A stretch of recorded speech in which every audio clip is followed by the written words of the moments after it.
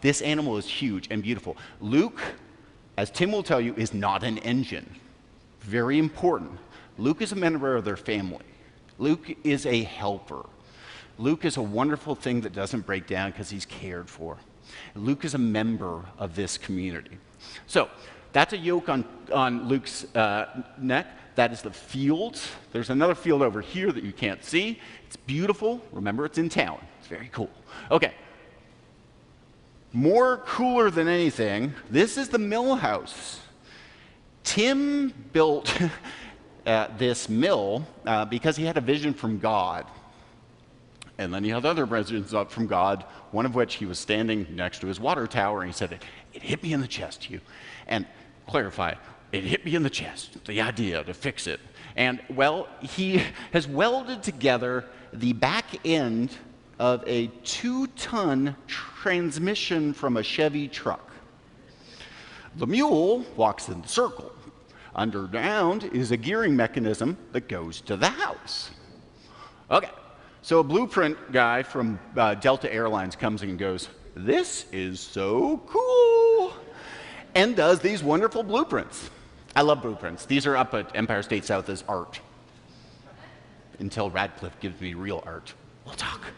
Okay, so look at this thing. It's so it's like steampunk cool. It's like, you know, the internets are all excited about it. Okay, so this is the actual mill. The grain goes in up top in the gunmetal sort of shaded thing up top. Goes down, gets ground into this. He made all of this. Okay, it can grind 500 to 600 pounds of grain a day. Okay, let's go back to those blueprints for a little bit. Those blueprints were taken, and some friends of Tim's took it and have created a sorghum mill based on the same design in Ethiopia. So cool, because that means our community, which we've supported, because this guy's one of us, has created this object that can be for $4,000 recreated in malnourished areas to take the time and grind in like half a day a week's worth of work that was previously done like this with a shaft and a bucket. Impact. This guy has impact that he's never even known. And he has impact on my life every day that he doesn't even know. It's just amazing people like this.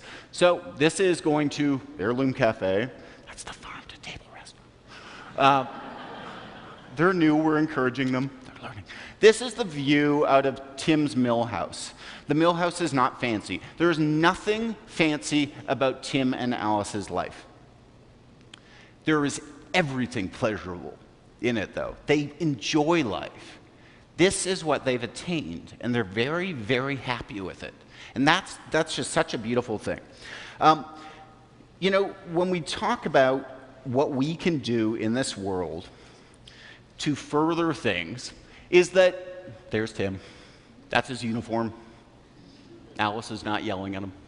Okay, so I'm a firm believer in these. There are 3 terms that are bandied around a lot. And it's local, and it's sustainable, and it's organic. Let's clarify, because 2 out of 3 are being co-opted against us every day. 2 out of 3 we don't really understand. 1 of them we do. So before anything, we need to be supporting the people in our community that we need to support. How does community support work? Well, it means that you can no longer lament those wonderful businesses that go out of business because you never went there. You know that place down the street that you're like, man, that hardware store, I loved that place. It was awesome. It was the last of the real hardware stores. Well, where'd you go and buy those screws? I went to Walmart. We can't do that anymore. Enough lamentations about life in our community. You have to take action and shop the places you should be shopping.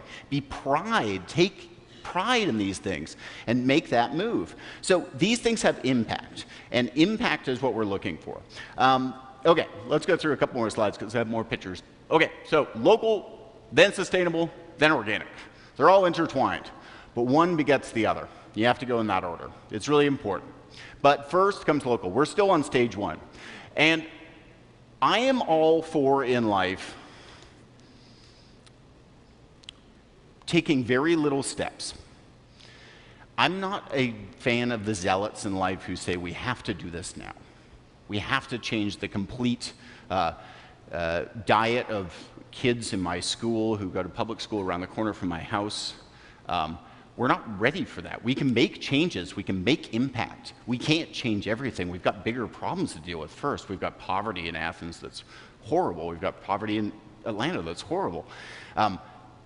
We do a funding drive at our school. It has to be pop-top cans so the kids can eat on weekends, so they can open their own food and eat it cold.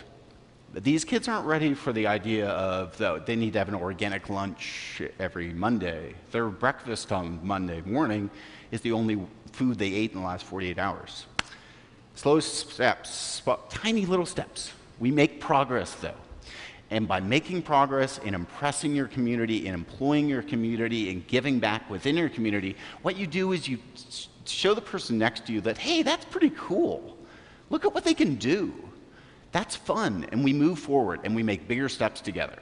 And we make a lot of small steps. I would much rather do that. Okay, so then, Tim, this whole time we're talking, man, this guy's so cool too.